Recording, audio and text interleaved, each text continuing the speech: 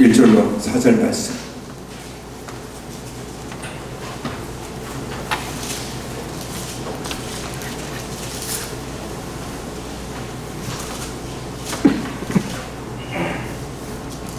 마태복음 4장 1절로 4절입니다. 그때 예수께서 성령에게 이어 마귀에게 시험을 받으러 광야로 가사 40일을 밤낮으로 금식하신 후에 죽이신지라.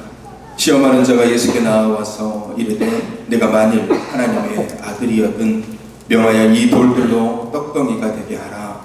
예수께서 대답하여 이르시되 기록되었으되 사람이 떡으로만 살 것이 아니요 하나님의 입으로부터 나오는 모든 말씀으로 살 것이라 하였느니라 하시니. 아멘. 우리 현대인들을 가만히 보면 굉장히 바쁩니다. 여러 가지 일들, 많은 일들이 우리 안에 있죠. 우리 전화드리면 바쁘세요.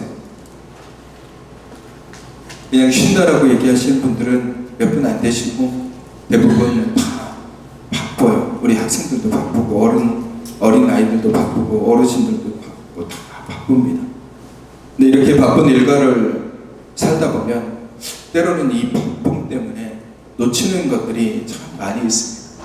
어떤 사람들은 바쁘게 일하다가 뒤돌아보니까 망가진 몸을 보게 됩니다. 이리저리 안 아픈 데가 없는 자신의 몸을 바라보게 되기도 하고, 또 어떤 분들은 열심히 내가 가정을 살리기 위해서 일하다가 오히려 그 가정을 잃어버리는 그런 사람들도 있고, 인간관계가 무너진 사람들도 있고 친구를 잃어버리기도 하고, 그런 사람들이 굉장히 많은 것 같아요. 일에만 몰두하다 보니까 그런 것들이 우리 안에서 사라져요. 요즘 현대에서 워라밸이라고 하죠. 일과 삶을 균등 있게 해서 내 여유롭게 살면 좋겠다라는 그런 말들을 많이 하는데, 말들만 많이 하는 거지 실제로 우리 삶 가운데 워라밸이 제대로 이루어지는 경우들은 거의 없습니다. 항상 바쁘게 일하지 않으면 먹고 살기 힘든 그런 시대가 지금의 시대인 것 같아요. 제가 우연히 그 덴마크였던가요? 북유럽 쪽의 국가의 그런 뉴스를 한번 본 적이 있는데, 거기는 오후 2시에서 늦어도 3시면 직장이 끝납니다. 금요일 날도 일 안 하고요. 주 4일 일을 하는데 아침도 늦게 일어났다가 오후 2시, 3시쯤 되면 일이 끝나는 거예요. 그럼 그 다음에 뭐 하고 있습니까? 라고 물어보니까 어떤 사람은 나는 개를 산책시키고 또 커피를 마시고 또 독서를 하고 또 책을 읽고 되게 여유롭게 삶을 살아가는 것을 제가 보았습니다. 물론 지금 우리가 살고 있는 현실과는 조금 다르죠. 우리도 그렇게 살고는 싶지만 우리의 현실에서 그렇게 살다 보면은 안 되기 때문에 힘들죠. 근데 제가 그것을 보면서 느끼는 것은 우리에게 이런 여유로움이 좀 필요할 것 같다. 그래야지 본질을 바라보고 우리가 뭘 정말 중요하게 생각해야 되는지를 깨닫게 될 수 있겠다라는 생각을 하는 거예요. 일만 하다 보면 가족을 놓치기도 하고 사람을 놓치기도 하고 내 건강을 해치기도 하기 때문에 이 열심히만 몰두하기보다는 주변을 한번 돌아볼 필요도 있지 않을까 하는 생각을 가져봅니다. 우리 신앙에도 마찬가지예요. 우리 신앙에도 이 열심이라는 것들이 참 어떻게 보면 되게 귀하고 좋은 거지만 어떻게 반대로 얘기하면 이 열심만 있는 것이 되게 위험하고 안 좋은 것 같아요. 본질을 잃어버리고 열심만 가지고 살아가는, 그것이 믿음이라고 여기며 살아가는 분들이 굉장히 많이 있습니다. 열심히 살아요. 열심히 일하고 열심히 움직입니다. 신앙은 열심으로 인해서 열매가 맺어지지 않습니다. 열심히 믿었다고 해서 열매가 맺어지는 것이 아니라 믿음은 잘 믿어야만이 열매를 맺을 수 있는 겁니다. 아무리 우리가 열심히 신앙생활을 한다고 해도 우리가 본질을 잃어버리면 종교적 행위에만 집중할 수밖에 없어요. 그냥 왔다 갔다 하는 거죠. 우리에게 중요한 것은 열심도 중요하고 열정도 필요하지만 그 이전에 본질로 돌아가는 것이 오히려 훨씬 더 중요합니다. 제가 인터넷에서 우연히 되게 재밌는 영상을 봤는데 우리 초등학교 운동회였어요. 계주를 하는데 막 엎치락뒤치락 뛰어가면서 바톤을 넘겨줘야 되는데 한 아이는 바톤을 받고 막 뛰어가는데 그 뒤에 따라오는, 그러니까 경쟁하는 아이겠죠. 그 경쟁하는 아이에게 바톤을 넘겨줬더니 그 아이가 갑자기 딱 보더니 뒤를 돌아가지고 뒤로 막 뛰어가는 거예요. 오히려 거꾸로 막 달려가는 거예요. 선생님들이 막 쫓아가서 너 그리 가면 안 돼, 다시 돌아와야 돼. 근데 그 아이는 너무 빨리 가버리고, 우리가 어쩌면 본질을 깨닫지 못하면 나는 앞으로 달려가고 있다고 생각하지만 오히려 거꾸로 달려가고 있을 수도 있다. 여러분, 에스겔서 37장 2절 말씀을 보시면 우리 함께 읽어볼까요? 시작. 나를 그 뼈 사방으로 지나가게 하시기로 본즉 그 골짜기 지면에 뼈가 심이 많고 아주 말랐더라. 아멘. 이게 우리의 상태일 수도 있습니다. 이게 우리의 상태, 우리의 이게 모습이에요. 충만한 생명력을 가지고 삶을 살아가는 것이 아니라 다 그런 것들이 사라진 채 뼈만 남아있는데 그 뼈도 정말 아주 말라있는 상태가 오늘 우리의 모습이라는, 신앙과 믿음의 삶을 살아가는 사람들이 뼈만 앙상한 상태라면 그 모습이 얼마나 안타깝습니다. 우리의 신앙, 우리의 믿음이 왜 이렇게 변질되었을까? 바울의 사역을 이렇게 들여다보면요, 바울의 사역은 그가 정말 열심히 있는 사람이었기 때문에 바울의 사역이 열매 맺는 게 아니었습니다. 그가 붙잡은 예수 그리스도를 통해서 그의 사역의 모든 것들이 이루어졌어요. 그는 세상의 지식을 거부했습니다. 세상의 시스템과는 반대로 달려갔어요. 전통과도 반대로 달려갔어요. 사람들이 말하는 것과는 반대로 달려갔어요. 사람들이 말리면 바울은 달려갔습니다. 하나님이 하라고 하시는 일을 따라서 달려갔어요. 세상의 지혜를 빌리지 않았습니다. 오히려 그는 반대로 달려갔고 그 힘의 본질에 집중했을 때 오히려 그 안에서 사역이 훨씬 더 커졌습니다. 은혜의 본질 앞으로 우리가 달려갈 때 우리는 열매를 맺게 됩니다.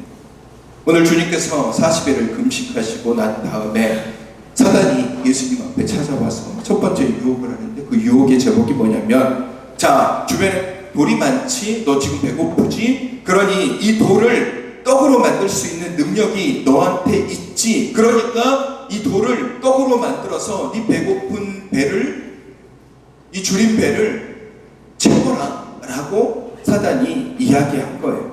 돌을 떡덩이로 되게 해라. 그것이 첫 번째 유혹이에요. 돌을 떡으로 만들어. 이 먹을 것, 우리 인생에 가장 중요하다고 생각하는 이걸 우리가 떼고 살 수 있습니까? 근데 오늘 성경이 말하는 이 떡이 어떤 의미를 가지냐면, 이 떡이 우리를 정말 우리를 강하게 하고 우리로 하여금 살게 하는 것 같아요. 이 떡만 붙잡으면 내가 회복될 것 같고, 이 떡만 붙잡으면 내가 뭔가 잘 될 것 같은 그런 생각이 드는 거예요. 마치 하와가 선악과를 바라볼 때에, 선악과를 바라보니 먹음직도 하고 보암직도 하고 지혜롭게 할 만큼 탐스럽기도 하다라는, 그것이 바로 떡인 거예요. 그래서 사람들이 떡에 매달립니다. 그리고 오늘 이 말씀, 본문 말씀 보면은 주님은 왜 떡을 거부하셨을까요? 주님께서는 심히 줄이신 상태예요. 배가 고프신 상태예요.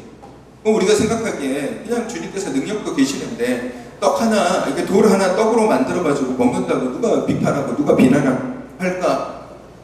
그냥 먹으면 되지 않아요? 라고 얘기할 수 있죠. 여러분, 이게 유혹이에요. 이게 유혹이에요. 이게 사단의 유혹이에요. 사단은 우리에게 그렇게, 네 삶에 중요한 거 더 많지 않아? 네 삶에 중요한 거 되게 많아. 그 중요한 것을 네가 붙잡아. 사단의 유혹은 그런 거예요. 우리 신앙에 그런 것들이 되게 많아요. 마치 떡을 먹지 않으면 신앙의 힘을 잃어버리고 죽을 것 같다고 여기는 것들을 우리에게 제시해요. 그게 떡인 거예요. 단순히 먹을 것을 의미하는 것이 아니라, 그거 내가 붙잡지 않으면 너 삶이 힘들어질걸, 네가 그거 하지 않으면 네 삶이 괴로워질 거라고 얘기하는 것들을 통칭해서 떡이라고 얘기하는 거예요. 그게 우리 안에 너무너무 많다라는 거예요. 우리의 신앙과 우리의 믿음, 그리고 교회, 나의 삶의 모든 것에 있어서 가장 중요한 것이 무엇이라고 묻는다면 말씀이라고 저는 말할 수 있습니다. 오늘 예수님께서도 하나님의 입에서부터 나오는 모든 말씀으로 살 것이다 라고 말씀하고 계세요. 이 말씀이 주는 힘, 그 자체는 다른 세상의 어떤 것보다 귀하고 중요하다는 거예요. 말씀이야말로 우리가 가장 귀하게 붙잡아야 하는 것입니다. 근데 우리가 열심히만 집중하다 보면 이 말씀의 본질에서 잃어버린다는 거예요. 말씀이 사라진 교회는 다 잃어버립니다. 에스겔 골짜기의 마른 뼈와 같은 거예요.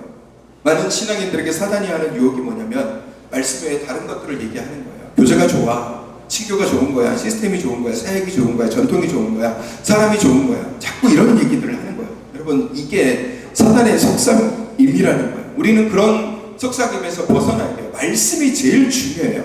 우리 삶을 변화시키는 것은 시스템이 아니에요. 사역이 아니에요. 내가 뭐 자꾸 이랬다고 해서 내 삶이 변화되지 않아요. 말씀을 붙잡지 않으면 우리 삶은 절대 변화되지 않습니다. 믿음의 사람들이 사역 많이 했다고 해서 변화되는 게 아니에요. 말씀이 우리 안에 가득 차야지 우리 삶이 변화되는 거예요. 주무시는 분들 눈을 뜨세요. 옆에 주무시는 분이 있으면 깨워주세요. 자지 마세요. 베이직 교회에 조정민 목사님이라는 분이 있습니다. 그분이 원래 기자 출신인데 제가 그분의 간증 이렇게 본 적이 있는데, 그분 교회, 베이직 교회는 제가 얼핏 보기로는 예배당에 없고 빌려서 아마 예배를 드리는 것 같아요. 그래서 그분 교회는 사역이 없어요. 말씀에만 집중한다는 거예요. 신앙의 말씀으로 온전하게 서지 못하면서 사역만 하려고 하면 실패한다는 거예요. 그래서 뭐 의자를 이렇게 놓는 것도 그냥 자원해서 본인이 마음에 내키는 사람이 와서 의자를 세우는 거예요. 제가 그분의 간증을 보니까 그분이 기자 출신인데 자기 아내를 보니까 자기 아내가 새벽 기도를 가는데 새벽 기도에서 방언으로 막 통성으로 기도하고 있는 걸 보면서 그분이 생각하기에 이거 큰일 났다. 내 아내가 드디어 이단에 빠졌구나. 어떻게 하지? 내 이 아내를 내가 이단에서 건져내야 되겠다라는 마음을 갖기 시작하는 거예요. 그리고 그 교회를 갔어요.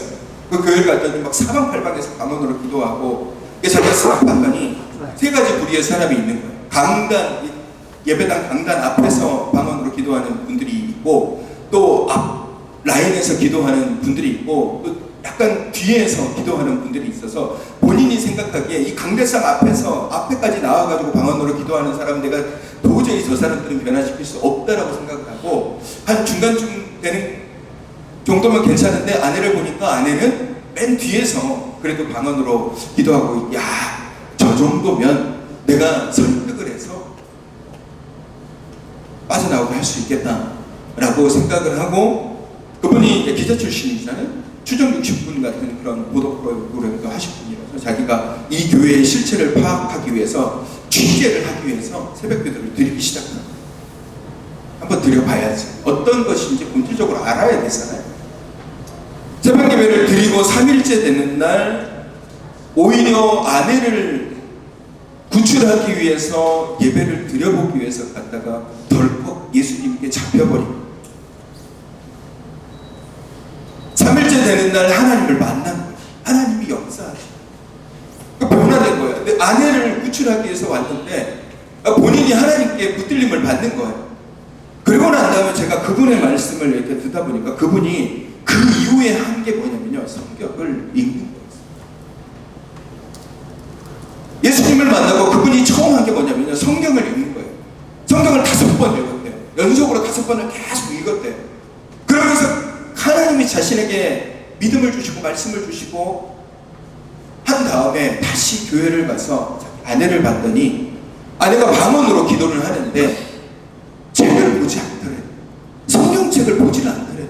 말씀이 없다는 거예요. 다른 분들을 봤더니 다른 분들도 기도를 하고 있는데 말씀이 없는 거예요. 말씀을 보지 않더래요.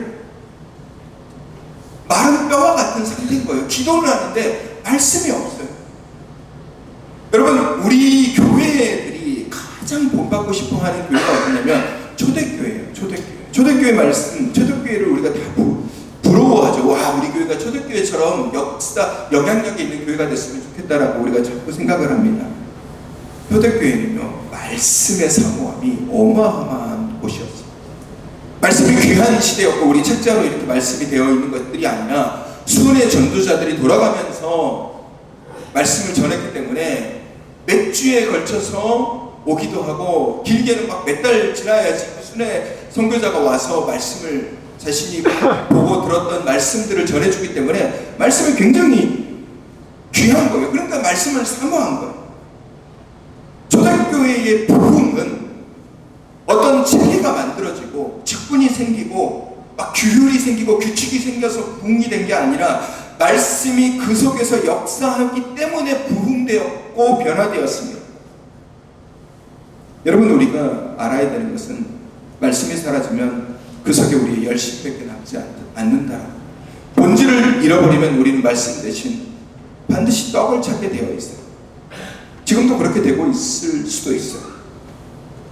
떡을 찾는 사람은 결국 사단에게 마음을 빼앗기고 본질적인 신앙을 잃어버리고, 마태복음 7장 21절에 이런 말씀이 있어요. 나더러 주여 주여 하는 자마다 다 천국에 들어가지 못한다라는 이 말씀. 이 말씀 예수님께서 직접 하신 말씀이거든요. 사도 바울이 하는 얘기가 아니라 예수님께서 직접 산상수훈을 통해서 나더러 주여 주여 하는 자마다 다 천국에 들어가지 못한다라는 이 말씀이 얼마나 무서운 말씀인데 그리스도인들이 이 말씀을 두려워하지 않습니다. 제일 안타까운 것은 믿음을 가지고 있다는 분들이 하나님을 두려워하지 않아요. 하나님을 무서워하지 않습니다. 하나님의 진노, 내가 하나님께 버려질 수 있다는 사실, 심판대 앞에 갔을 때 하나님이 나는 내가 도무지 누군지 모르겠다라는 말을 들을 수 있다는 사실에 대한 이해가 없습니다. 하나님의 은혜밖에 내가 던져질 수 있다라는 사실에 대한 두려움이 없어요. 버려질 수 있다라는 사실에 대한 두려움이 없어요. 하나님에 대한 두려움이 전혀 없이 믿음 생활을 하시는 분들이 너무 많이 있어요. 로마서 1장에 보면은 내버려짐에 대한 말씀들이 되게 많습니다. 여러분, 우리는 하나님 두려워해요. 사랑의 하나님, 은혜의 하나님, 복 주시는 하나님 이렇게 하니까 우리가 하나님을 너무 친근하게 바라보잖아요. 하나님을 우리가 두려워해요. 하나님을 두려워해요. 두려워하지 않으니까 내 안에 악이 여전히 남아있고 내 삶 속에 거짓이 있고 내 말에 독이 있어서 전혀 악한 것이 있어도 전혀 개의치 않습니다. 내 마음에 악을 품고 있음에도 불구하고 아무런 생각 없이 그것을 내뱉을 수 있는 것은 하나님에 대한 두려움이 전혀 없기 때문에 그래요. 나더러 주여 주여 외친다고 해서 천국에 들어가지 못한다라는 이 말씀이 얼마나 내게 두려운 말씀이에요. 내가 열심히 신앙생활을 한다라고, 내가 열심히 교회를 다니고, 내가 과거에 막 부흥회를 찾아다니면서 은혜를 받고 방언을 받았음에도 불구하고 주님이 내가 너를 누군지 모르겠다라고 말씀할 수 있다라는 사실이 얼마나 두려운 줄 아십니까? 지금 이 순간 내가 하나님을 온전하게 붙잡지 않으면 내가 하나님 앞에 그런 소리를 들을 수 있다라는 거. 지금 우리의 인생이, 우리 모두가 다 주님께서 이 시간 재림을 하셔서 우리 각 사람이 주님 앞에 섰을 때 주님께서 내게 어떤 말을 하실까 우리 두렵지 않습니다. 그게 하나님을 두려워하는 마음이 없으면 우리 항상 비본질에 집중하게 돼요. 복음이 아닌 것에 몰두하게 된다는 거예요. 그게 마치 우리의 삶에, 우리 교회에 중요하다고 생각하고 거기에다가 몰두하는 거예요. 여러분, 그러지 마세요. 우리 신앙생활 왜 하는 겁니까? 내가 예수 믿고 구원받기 위해서 우리 신앙생활 하는 거잖아요. 거기에 우리가 집중해야 되는 거예요. 제가 수요예배 때 출애굽기를 강의하면서 출애굽기 36장을 지난주에 강의를 하면서 그런 말씀을 드렸어요. 출애굽기 36장은요, 성막을 직접적으로 이스라엘 백성들이 만드는 장면이에요. 출애굽기 26장과 거의 동일해요. 말씀이 거의 똑같아요. 26장은 어떤 말씀이냐면 하나님이 성막을 디자인을 해주세요. 이렇게 치수, 길이, 높이, 재료는 어떤 거 이렇게 말 그대로 건축을 할 때 디자인, 설계도가 나오는 것처럼 하나님이 그렇게 설계도를 만들어주세요. 36장은 뭐냐면요, 그 설계대로 똑같이 만들어내는 과정을 보여주고 계세요. 제가 이 말씀을 드리면서 드렸던 말씀이 뭐냐면 하나님의 말씀이 내 삶과 정확하게 일치되는 게 중요하다는 거예요. 왜 똑같은 말씀을 두 번 주셨냐면 하나님이 디자인한 것이 우리 삶 가운데 정확하게 이루어지는가를 확인시켜 주는 거예요. 말씀은 그런 거예요. 말씀이 우리 안에서 내 삶 가운데서 완벽하게 일치되는 삶을 살아가는 것이 복된 그리스도인이고 우리가 살아가야 되는 그리스도인의 본질적인 삶인 거예요. 그래서 하나님의 입에서 나오는 모든 말씀으로 살아가는 삶이야말로 주님께서 기뻐하는 삶이고 그의 나라와 그의 의를 구하는 삶이 되는 겁니다. 더하거나 빼서는 안 돼요. 내 생각을 더하고 내가 듣고 싶어 하지 않는 것은 빼고 이건 내가 듣고 싶지 않은 거야 라고 했으니까 말씀을 빼버리고 이건 나하고 상관없는 얘기야 빼버리고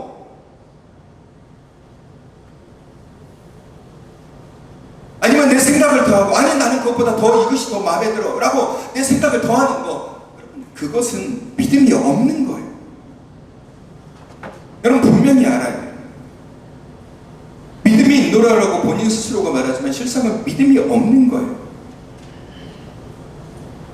하나님 앞에 기도하십시오. 내가 어떤 사람인지 알게. 내가 정말 믿음의 본질을 가지고 살아가는 사람인지 아니면 그거 없이 살아가고 있는 사람인지. 여러분 뭔가 부족하고 시스템이 좋지 않고 전통적이지 않고 과거와 다르면 어떻습니까? 그게 뭐가 중요한 거예요? 가장 중요하게 생각해야 되는 것은요. 우리 안에 말씀이 가득 차야 되는 거예요. 하나님의 말씀이 가득 차면 하나님께서 알아서 행하시고 내가 알 테니까 너는 가만히 있어라 라고 말씀하시는 거예요. 이 은혜를 우리가 경험하지 못하면 우리는 말씀으로 사는 것이 아니라 자꾸 떡에 의존하는 거예요. 뭔가 있어야 될 것 같아. 뭔가가 체계적이어야 될 것 같아. 뭔가가 이렇게 해야 될 것 같아. 초대교회가 시스템에 갖춰져서 부흥했습니까? 초대교회가 체계가 잘 잡혀서 부흥했습니까? 아니에요. 오히려 그렇게 됐을 때 초대교회에 문제가 생겼어요.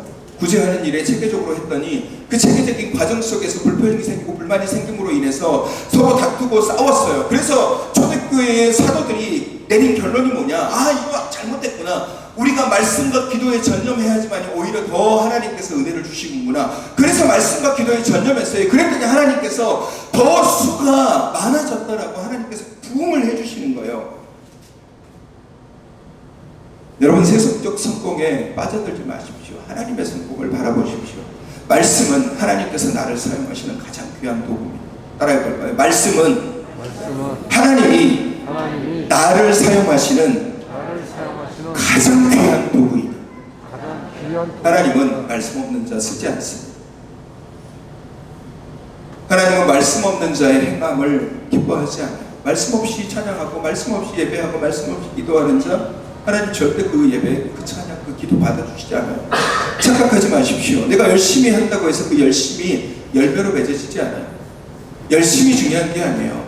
본질이 중요한 거예요. 말씀을 붙잡는 게 중요한 겁니다. 늘 말씀드리지만 말씀이 내 안에서 사라지면 내 생각이 뚱합니다. 그건 마귀의 생각이고 우는 사자의 생각이에요. 그래서 정말 말씀이 중요한 거예요. 제가 오후 2시에 말씀 통독을 우리가 함께 하자고 말씀드리는 것은 우리가 온전히 말씀 안에 머물게 하기 위해서 그러는 거예요. 이렇게 따라서 읽기 힘드신 분은 그냥 함께 참여해서 들으세요. 들으시면 돼요. 여러분 이리저리 재지 마십시오. 은혜를 사모하시고 내 믿음, 내 은혜가 중요한 거예요. 난 약속이 있어요. 난 일이 있어요. 이게 다 떡의 유혹이에요. 주님의 날에 주님을 위해서 내가 온전하게 헌신하겠다라고 고백하면서 주님을 위해서 안식일을 거룩하게 지키라라는 주님의 말씀을 내가 들었음에도 불구하고 하다 보면 약속이 생기고 뭔가 일이 생겨. 여러분 그게 떡이에요. 떡의 유혹에서 벗어나야 돼요. 우리는 그거 싸움을 해야 되는 거예요. 지고서는 안 돼요. 먹음직도 하고 보암직도 하는 그 떡들이 자꾸 하나님보다 나를 더 앞세우는 거예요. 여러분 내 생각, 내 자아, 내 마음이 하나님보다 앞서려고 하는 분들이 계십니다. 여러분 그거 죄예요. 내 것이 하나님의 것을 덮는 것도 죄입니다. 하나님의 은혜를 가리는 것도 죄예요. 성경 해방죄라고 얘기하잖아요. 우리는 이 죄에서 벗어던지는 삶을 살아가야 돼요. 말씀이 우리 안에 없으면 내 생각에 파묻히게 됩니다. 정말 말씀이 중요합니다. 저는 말씀의 중요함을 그 전에도 좀 알고 있었는데 요즘 더 많이 깨닫게 된 거예요. 내 안에 답답함, 제 안에 드는 여러 가지 답답함, 아픔 이런 다른 것으로 절대 위로가 되지 않아요. 커피를 마시고 카페를 가고 음악을 듣고 찬양을 듣고 이렇게 해도 막 힐링 해야지, 치료해야지 안 돼요. 근데 말씀을 읽으면서 위로가 되는 거예요. 말씀.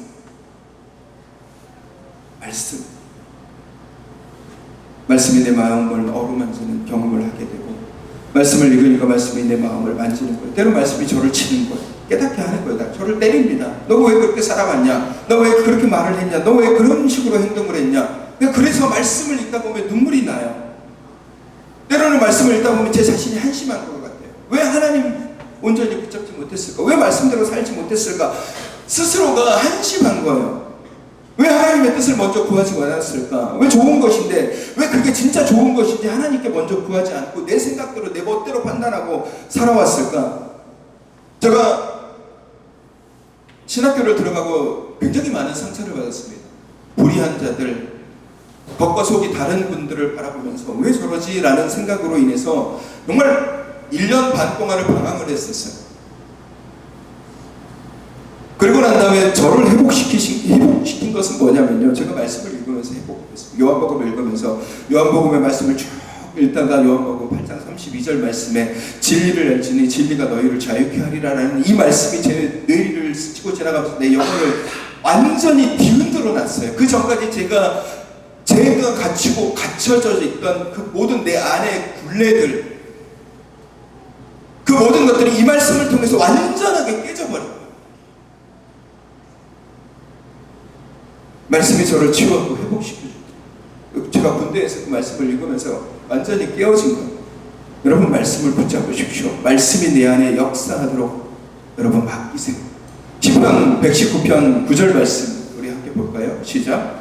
청년이 무엇으로 그의 행실을 깨끗하게 하리까? 주의 말씀만 지킬 따름이니이다. 아멘.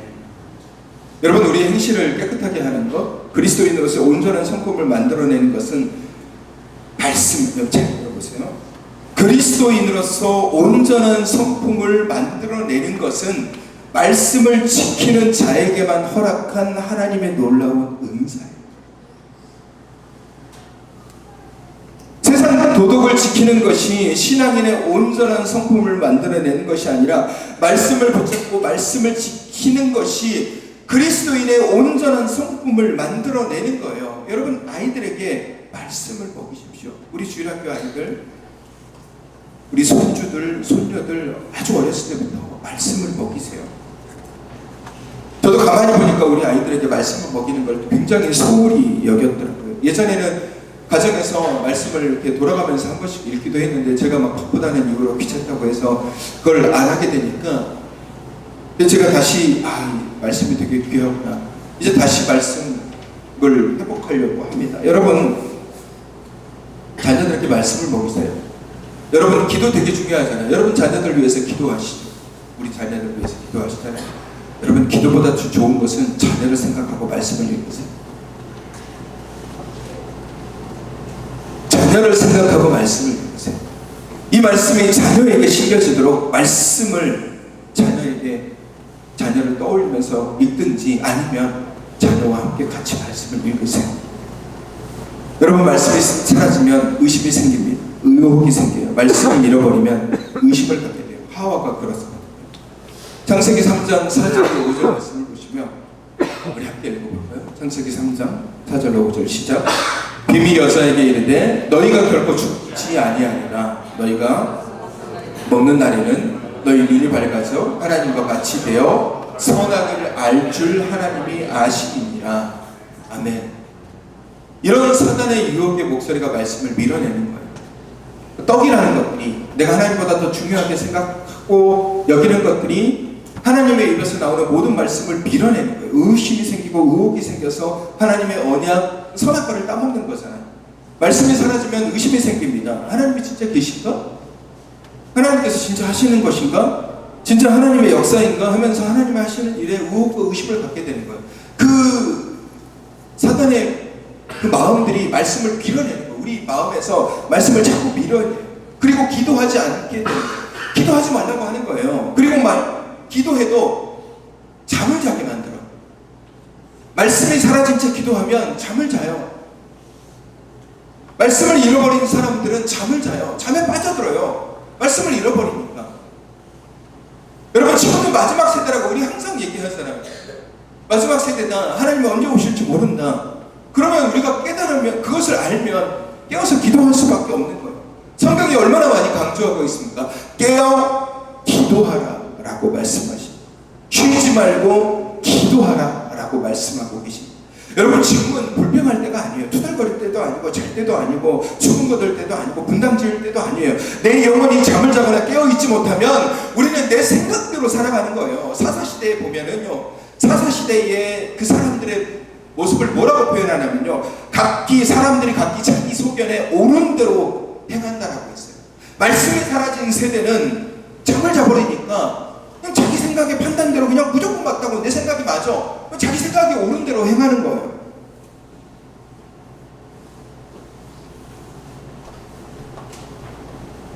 여러분, 지금은 어떤 때냐면요, 우리가 말씀 안에 온전히 서야 될 때, 말씀 안에 온전히 서야 될 때, 잃어버린 걸 다시 회복해야 될 시기란 말이에요. 다음에 하지, 나중에 하지, 시간 지나서 하지. 우리 자꾸 뒤로 미루잖아요. 다음번에 뭐 말씀을 읽으면 되지, 뭐 다음에 기회가 생기면 하지, 나중에 뭐 하지. 여러분, 늦어요. 그때는 나중에 하지. 성경에 그런 얘기가 있잖아요. 뭐 좀 더 자서 나중에 내일 이걸 했으면 좋겠다. 그날 저녁에 하나님께서 그 영혼을 데려가시면 뭐라고 할까요? 제가 다음에 읽겠습니다. 다음에 하나님 말씀을 붙잡겠습니다. 다음에 하나님 뜻대로 살겠습니다. 라고 얘기하고 난 다음에 그날 그 시간에 하나님께서 오시면 뭐라고 얘기할까요? 아유, 하나님, 내가 다음에 하려고 그랬는데 왜 이렇게 빨리 오셨어요? 라고 얘기할 거예요? 그 얘기가 통할 것 같습니까? 아니에요. 여러분, 우리는 항상 우리 스스로와 싸워야 돼요. 예배 드리러 나올 때 스스로와 싸우세요. 잠을 자고자 하는 의지와 싸우세요. 안 되면 일어나세요. 졸리면 일어나요. 졸리면 일어나요. 창피한 것보다 잠을 자지 않고 하나님의 말씀을 듣는 게 훨씬 나아요. 여러분, 운전하다가 졸음운전을 하면 사고 나서 죽잖아요. 그럼 안 자기 위해서 뭘 해요? 연필로 허벅지를 찌르거나 어떻게든 잠을 자지 않기 위해서 그렇게 노력을 다하잖아요. 왜? 졸으면 죽으니까요. 여러분, 말씀도 마찬가지예요. 예배도 마찬가지예요. 졸면 죽는 거예요, 우리 영혼이. 안 자기 위해서 별의별 노력을 다 해야 돼요. 졸리면 일어나시고, 그것도 안 되시면 손을 번쩍 드세요. 그것도 안 되면 앞에 나와서 예배를 드리세요. 영원히 잠을 자서 죽는 것보다 그게 훨씬 낫다는 거예요. 여러분, 우리 마음속에 말씀을 잃어버리면 베드로와 같이 말을 하게 됩니다. 마태복음 16장 21절에 보면 베드로가 그렇게 얘기를 해요. 베드로가 예수를 붙들고 항변하여 이르되 주여 그리 마옵소서, 이 일이 결코 죽게 미치지 아니하리이다. 여러분, 이 말이 언제 얘기한 말이냐면요, 주는 그리스도시요 살아계신 하나님의 아들이라는 놀라운 믿음의 고백을 한 다음에 이루어진 일이에요.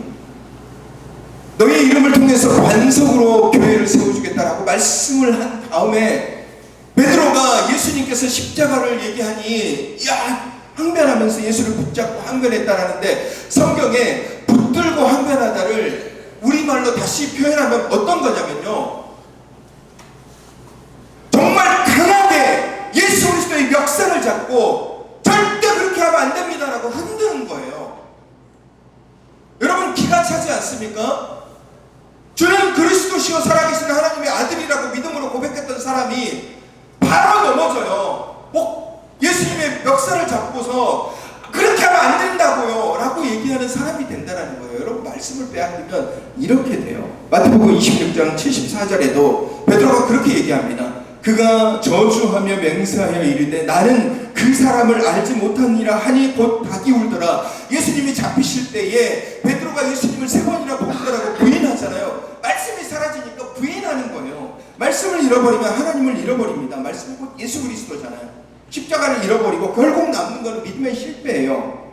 마음에 가득한 욕심과 교만함, 그리고 의심밖에 없어요. 내 생각으로 가득 찬 더럽혀진 영혼을 보게 되는 겁니다.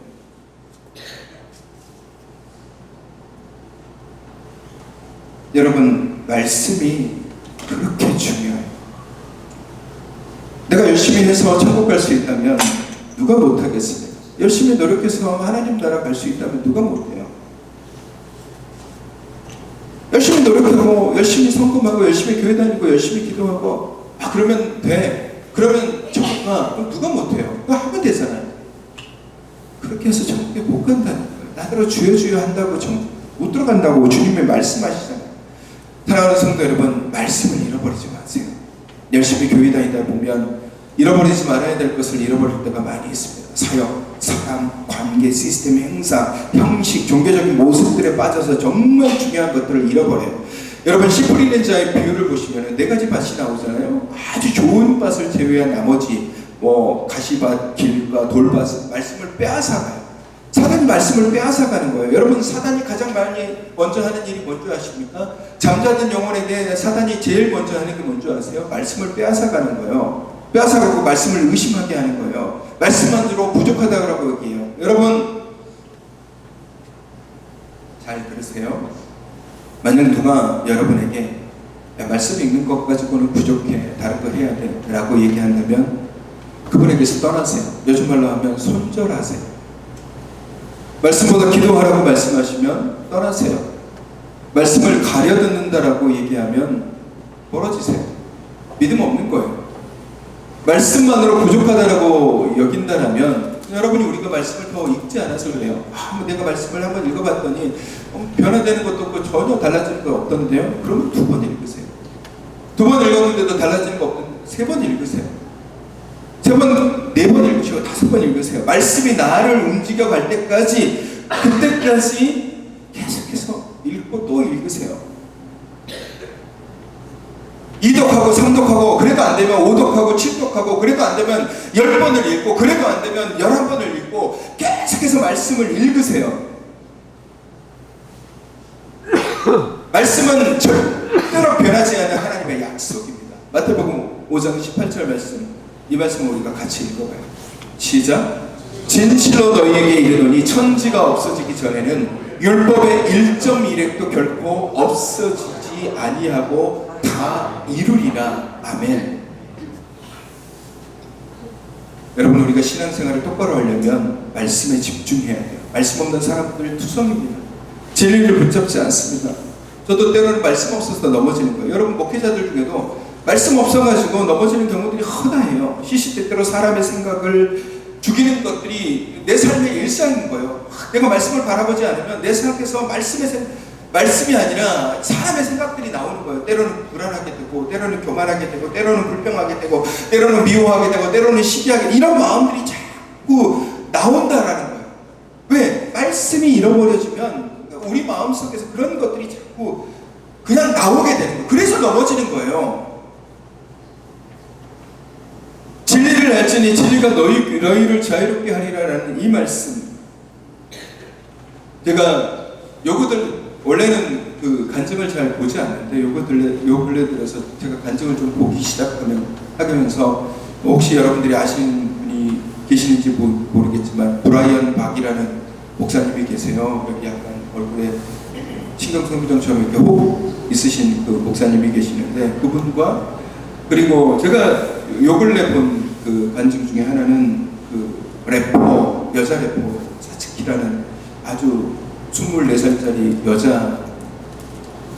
여성인데 그 친구가 그 펜타민이라는 마약을 하다가 그 마약에서 벗어나는 과정을, 정말 그 펜타닌을 끊는 거는 정말 어렵더라고요.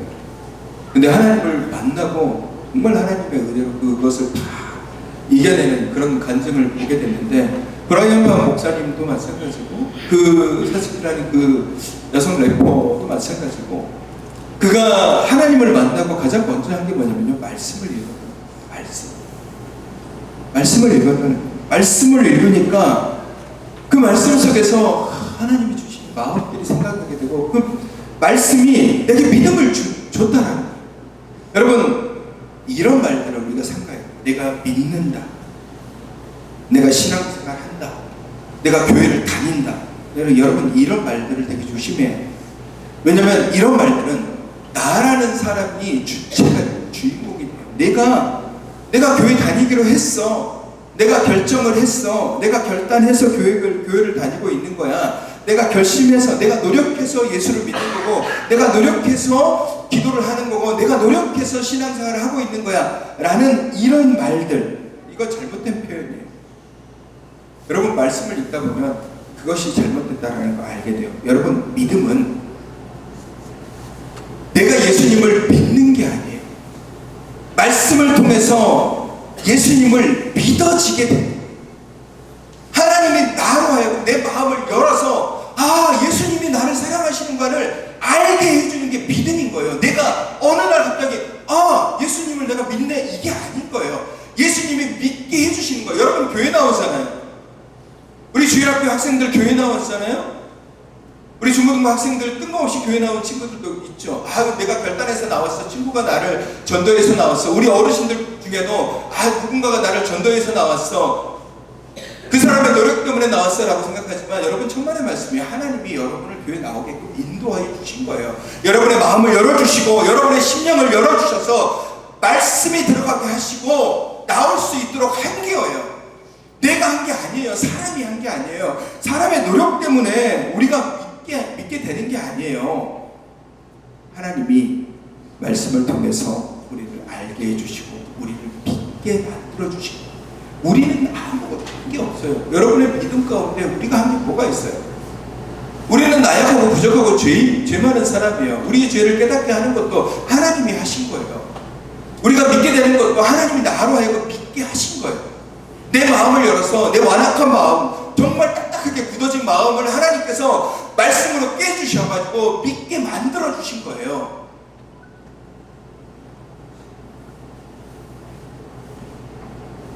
요한 1서에 보시면 하나님이 그렇게 말씀하시죠. 우리가 하나님을 사랑한 것이 아니라 하나님이 먼저 우리를 사랑하셨다. 착각하지 마세요. 내가 먼저 하나님을 사랑했다라고 생각합니다. 내가 먼저 하나님을 믿었다라고 생각하지만 절대 아니에요. 하나님이 나를 먼저 사랑하시고 나로 믿게 만들어주신 거예요. 그게 어디에 있냐? 성경에 있는 거예요. 하나님의 말씀에 그게 들어있는 거예요. 믿음, 은혜, 사랑. 사람의 노력과 힘으로 얻어지는 것이 아니라 하나님께서 우리에게 주신 것으로 내가 자유함을 통해서 얻게 되는 거예요. 여러분 우리가 그렇게 바라보지 않으면 나는 내가 믿었어, 내가 결정해서 내 노력으로 인해서 나는 신앙생활을 하고 있어 라고 말하게 되고 그것은 시편 1편에 악인의 꾀, 죄인의 길, 오만한 자의 자리에 앉는 것과 똑같은 겁니다. 복 있는 사람은 그런 생각을 갖는 것이 아니라 하나님의 말씀을 주야로 묵상하는 거예요. 사랑하는 성도 여러분, 우리는 떡으로 사는 사람들이 아닙니다. 사람은 떡으로만 살지 않습니다. 진실을 바라보며 사는 사람이에요. 말씀을 붙잡아야 할 우리가 말씀이 없다면 결국 에스겔 골짜기의 메마른 뼈들과 같은 모습으로 우리는 부서질 수밖에 없어요. 진리를 붙잡으십시오. 사랑하는 성도 여러분, 말씀을 붙잡으십시오. 항상 말씀 안에서 기쁨으로 사모함으로 나아가십시오. 억지로 등 떠밀어서 말씀을 보지 마시고 마지못해서 말씀 앞에 나오지 마시고 마지못해서 사역하는 그런 사람이 되지 마시고 모든 일에 자원하는 마음으로 해야 그것이 은혜가 되고 그것이 기쁨이 되고 그것이 소망이 되는 거예요. 하나님께서 성막을 만드실 때 성막을 만드는 모든 사람은 자원하는 마음으로 하게 했어요. 성막의 재료도 자원하는 사람들로 하여금 갖고 오고 싶은 사람들이 갖고 오라고 했더니 너무 많이 갖고 와서 일하는 사람들이 하나님 이 모세에게 너무 많이 갖고 오지 말아달라고 얘기할 정도로 많이 갖고 오는 거예요. 자원할 때 역사가 이루어지는 것이고 자원하는 마음을 가지고 사역을 할 때 그 안에 기쁨이 되는 것이고 은혜가 되는 것이고 마지못해서 하는 것들 아무리 열심히 하고 아무리 재주 있게 하고 아무리 대단해 보여도 은혜 없는 깡통일 뿐이에요. 천사의 말을 하고 방언을 할지라도 그 안에 사랑이 없으면 울리는 꽹과리와 같다라고 성경은 말씀하고 계시잖아요. 자원하는 마음으로 하셔야 돼요. 기쁨으로 사모하는 마음으로 소망을 가지고 그렇게 살아가는 것이 좁은 문으로 걸어가는 믿음의 사람이고 십자가를 붙잡고 살아가는 기쁨의 삶입니다. 이 시대는 좁은 문을 향해서 가는 사람들이 힘이 적다라고 얘기했어요. 아주 좁은 게 아니라 힘이 적습니다. 그만큼 말씀을 붙잡고 신앙의 삶을 살아가는 사람들이 적어요. 왜냐하면 귀찮거든요. 읽기 귀찮고 시간이 많이 걸리는 것 같고 읽으면 졸음이 오고 읽어봐야 변화가 되지 않는 것 같고 그러다 보니까 자꾸 뭔가 가시적인 것들 눈에 보이는 것에 집착해요. 기적을 바라죠. 내 눈앞에 뭔가 기적이 일어났으면 좋겠다고 생각합니다. 여러분 그렇게 생각하지 마십시오. 우리에게 쉽게 믿음이 오지 않습니다. 쉽게 우리의 모든 것들이 이루어지지 않아요. 말씀을 인내하면서 읽어야 돼요. 인내는 잠잠히 기다리는 것. 언제 올지 어떻게 올지 어떻게 이루어질지 모르기 때문에 신뢰하면서 하나님이 말씀을 읽다 보면 하나님께서 내게 은혜를 주시고 하나님께서 힘을 주실 거야. 기다리면서 인내하면서 읽는 거예요.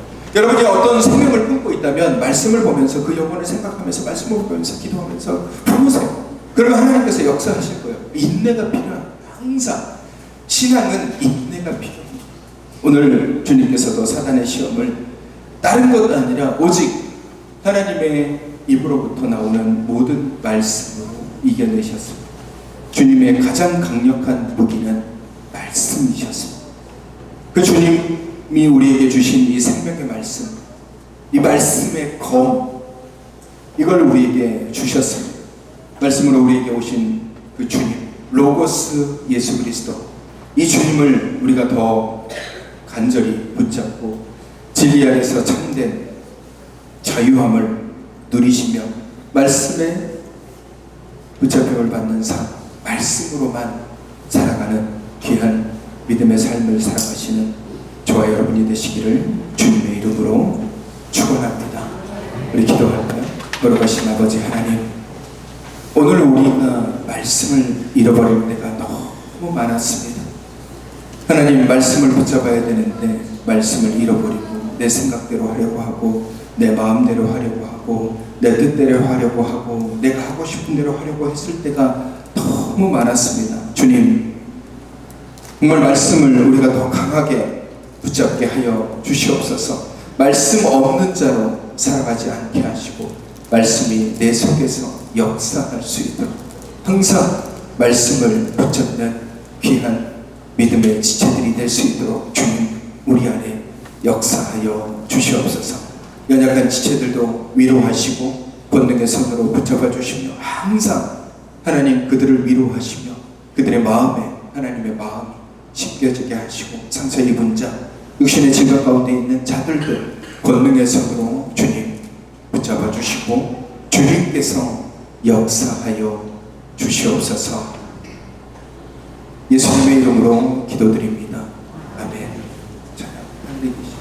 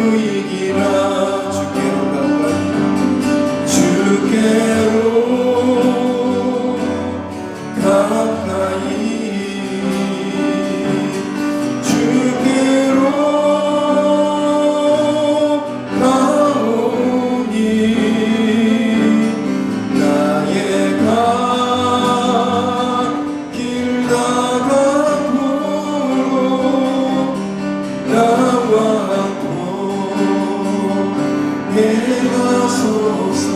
다시 한번 주께로 가까이, 주께로 가까이, 주께로 가오니 나의 길 다가도록 나와도 행하소서. 이제는 우리 주 예수 그리스도의 은혜와 우리를 너무나도 사랑하시는 하나님의 사랑하심, 늘 우리 안에 역사하시는 성령님의 교통하심, 오늘 말씀 앞에 서서 말씀으로 회복되고 말씀으로 일어나며 말씀으로 나아가기로 다짐하는 주님의 귀한 백성들 위해 이제로부터 영원까지 함께 하시기를 간절히 축원하옵나이다. 아멘.